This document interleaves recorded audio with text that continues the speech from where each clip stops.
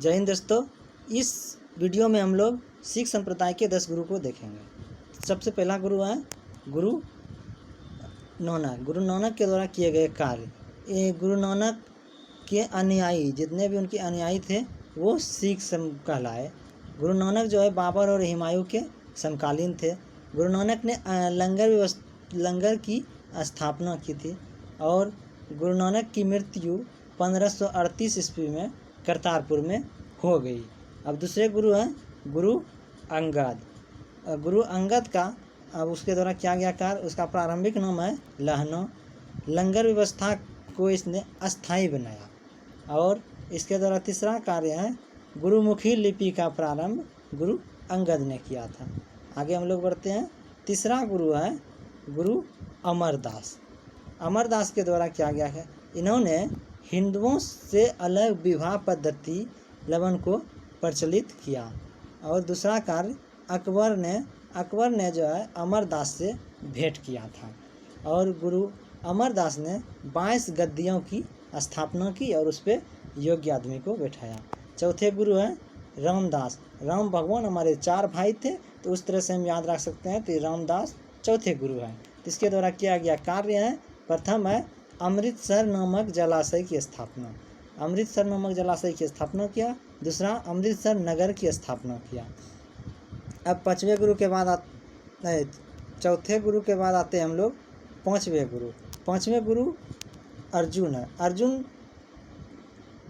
5 भाई थे, तो इस तरह हम लोग याद रख सकते हैं कि अर्जुन 5वें गुरु है।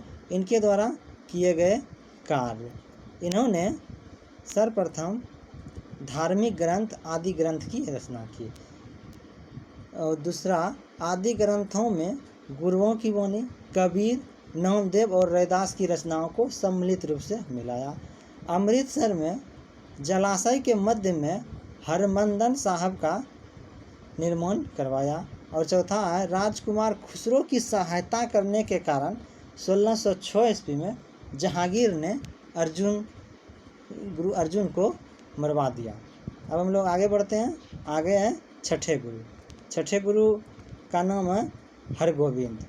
छठे गुरु के द्वारा किए गए महत्वपूर्ण कार्य, इन्होंने सिखों के सैन्य संगठन का, सिख के जो सैन्य संगठन था उसका रूप बनाया।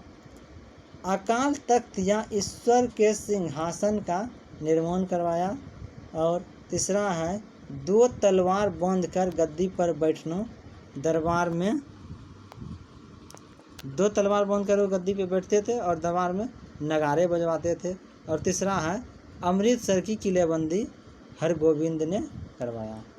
अब हम लोग चलते हैं नेक्स्ट, मतलब गुरु सातवें गुरु। सातवें गुरु हैं हरराय। सातवें गुरु हरराय है। इसके द्वारा क्या गया कार्य, इन्होंने एक ही कार्य किए हैं। यह दारा सिको जब हरराय से मिलने आए तो उसको ये आशीर्वाद दिए थे। और 8वें गुरु हैं हरकिशन। हरकिशन दिल्ली जाकर गुरुपद के बारे में औरंगजेब को समझाया था। और दूसरा हरिकिशन की मृत्यु चेचक से हो गई थी। 9वें गुरु हैं तेग बहादुर। 8वें गुरु को हम याद रख सकते हैं, कृष्ण भगवान 8 भाई थे, तो इसलिए हरकिशन 8वें गुरु हुए। तो अब 9वें गुरु तेग बहादुर। तेग बहादुर ने इस्लाम स्वीकार नहीं करने के कारण औरंगजेब ने तेग बहादुर को मरवा दिया था। अब लास्ट 10वें गुरु या अंतिम गुरु इसको हम लोग बोल सकते हैं। तो 10वें गुरु गोविंद सिंह जी है। गुरु गोविंद सिंह का जन्म 1666 ईस्वी में पटना में हुआ था। इसने अपने को सच्चा पादशाह कहा था।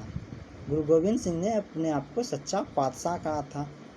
नाम के अंत में सिंह शब्द जोड़ने के लिए गुरु गोविंद सिंह ने ही कहा था। और चौथा है निवास आनंदपुर साहिब, मतलब गुरु गोविंद सिंह का जो निवास था आनंदपुर साहिब था और कार्यस्थल जो था पाओता, कार्यस्थल पाओता था। 5वां है पुत्र। गुरु गोविंद सिंह के जो पुत्र थे फतेह सिंह और जोरावर सिंह को वजीर खां ने दीवार में चिनवा दिया था। और उसके द्वारा कुछ और कार्य हैं। खासला पंथ की स्थापना इन्होंने ही किए थे, गोविंद सिंह ने। पाहुल प्रणाली की शुरुआत भी गुरु गोविंद सिंह ने ही किए थे।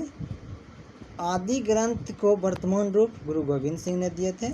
और लास्ट में इसकी हत्या 1708 ईस्वी में नंदेड़ नामक स्थान पर गुल खां नामक पाठक के द्वारा कर दिया गया था। इस तरह से आज इस सभी गुरु हमारा समाप्त हुआ। आप लोग इसको 1-2 बार देखिए, याद हो जाएगा। जय हिंद।